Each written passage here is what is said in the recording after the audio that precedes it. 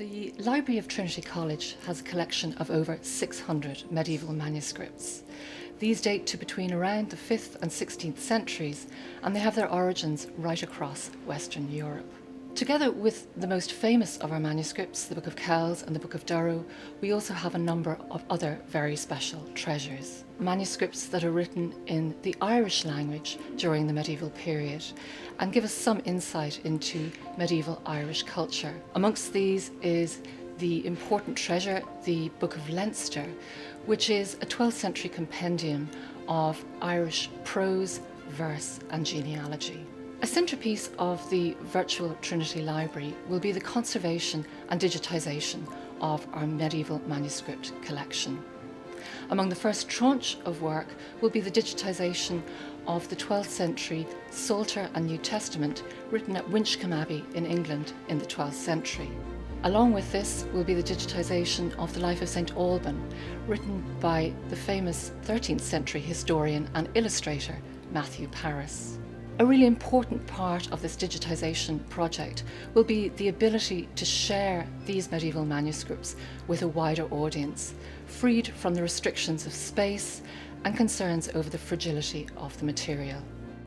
Trinity College Library is home to the world's greatest collection of early Irish Gospel books, from Codex Assyrianus Primus, Book of Durrow, Book of Armagh, the Pocket Gospels, the Book of Mulling and the Book of Dimmer, the Book of Kells and the Garland of Howth.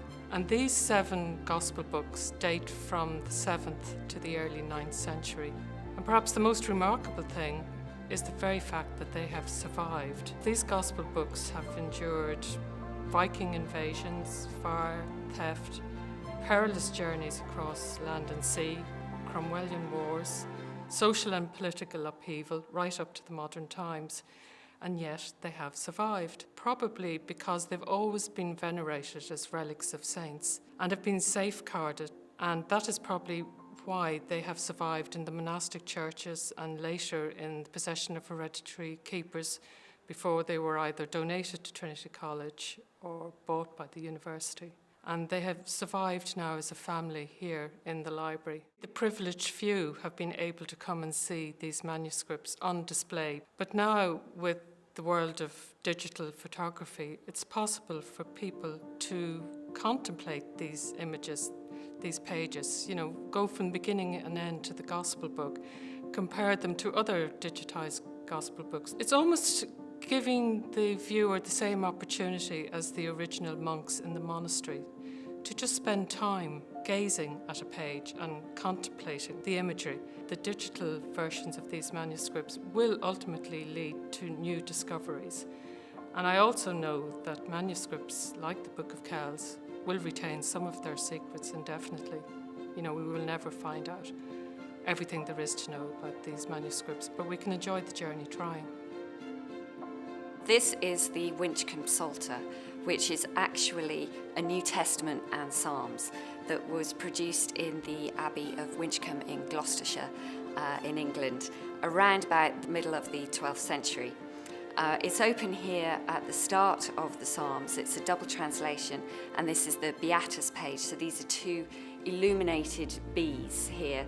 One has David, the Old Testament figure of David with the harp, and the other has a backflipping, dancing David. There's convincing evidence for Henry VIII having taken this manuscript after the dissolution of the Abbey in Winchcombe, and it came from his royal library to James Ussher, Archbishop of Armagh, and his books came to the library here at Trinity College in the 17th century. One of the jewels that's also part of the Virtual Trinity Library project is the Matthew Paris Book of St Albans, a 13th century book produced and stunningly illustrated by Matthew Paris. It has 54 incredible masterpieces of medieval art.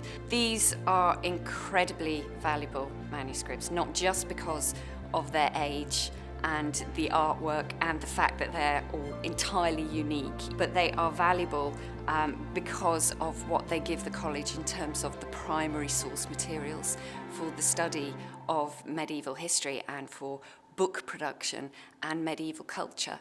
And that's used by Trinity College academics around the world, and anybody can use them once they're digitised at the click of a button.